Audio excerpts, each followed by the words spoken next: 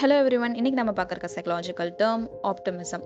So optimism அப்படின்னா லைஃப்ல எந்த விஷயம் நடந்தாலும் அதில் பாசிட்டிவ் அவுட்கம்ஸ் வந்துட்டு வரணும் அப்படின்னு சொல்லிட்டு எக்ஸ்பெக்ட் பண்ணுவாங்க இல்லையா? ஸோ அதான் வந்துட்டு ஆப்டிமிசம். ஸோ அந்த ஆப்டிமிசம் அப்படின்றது ஒரு மைண்ட் செட், நம்ம வச்சுக்கிற ஒரு மைண்ட் செட். இப்போ வந்துட்டு ஃபார் எக்ஸாம்பிள் 2 பேர் எடுத்துக்கிறோம்.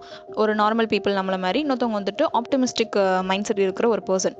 இப்போ வந்துட்டு 2 பேத்துக்குமே ஒரு பிரச்சனை வருது. நார்மல் பீப்புள் என்ன பண்ணுவாங்க அப்படின்னா, பிரச்சனையை மட்டுமே ஃபோக்கஸ் பண்ணி இது ஏன் வந்துச்சு ஏன் வந்துச்சுன்னு சொல்லிட்டு புலம்பிக்கிட்டே இருப்பாங்க அந்த பிரச்சனையை வச்சு.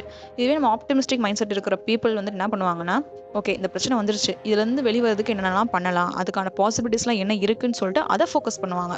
ஸோ இதான் வந்துட்டு ஆப்டிமிசம்.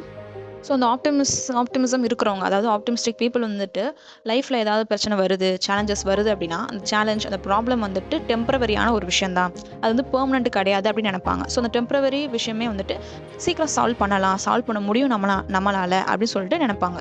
ஸோ அந்த ஆப்டிமிசம் நமக்குள்ள இருக்குது, ஆப்டிமிஸ்டிக்காக நம்ம இருக்கோம் அப்படின்னா நம்மளோட மென்டல் ஹெல்த்தும் சரி, ஃபிசிக்கல் ஹெல்த்தும் சரி நல்லாவே இருக்கும்.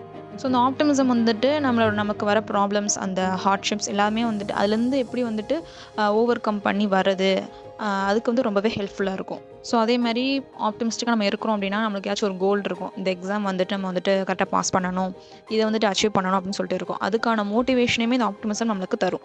ஸோ ஆப்டிமிஸ்டிக் வந்துட்டு ஓரளவு இருக்கிறது நல்லது தான். ஆனால் சம்மந்தமே இல்லாமல் ஒரு விஷயம் பண்ணி இதுலேருந்து பாசிட்டிவாக மட்டும்தான் நம்மளுக்கு கிடைக்கணும் அப்படின்னு சொல்லிட்டு தேவையில்லாமல் ஒரு அன்ரியாலிஸ்டிக் எக்ஸ்பெக்டேஷன் வச்சுக்கக்கூடாது. ஸோ ஆப்டிமிசம் அப்படின்றது ஒரு லிமிட்டாக இருந்தால் அது நல்லது தான், நல்ல விஷயம் தான். இதுவே எக்ஸசிவாக அந்த ஆப்டிமிசம் நம்ம வச்சுக்கிறோம் அப்படின்னா, ரொம்ப ஆப்டிமிஸ்டிக்காக இருந்தோம் அப்படின்னா அதில் வந்துட்டு பிரச்சனைகள் வரதுக்கு வாய்ப்பு இருக்குது. ஸோ இந்த ஆப்டிமிசம் அப்படின்ற கேரக்டரை வந்துட்டு எப்படி டெவலப் பண்ணிக்கலாம் அப்படின்னா, கிராட்டிடியூட் ஃபஸ்ட்டு.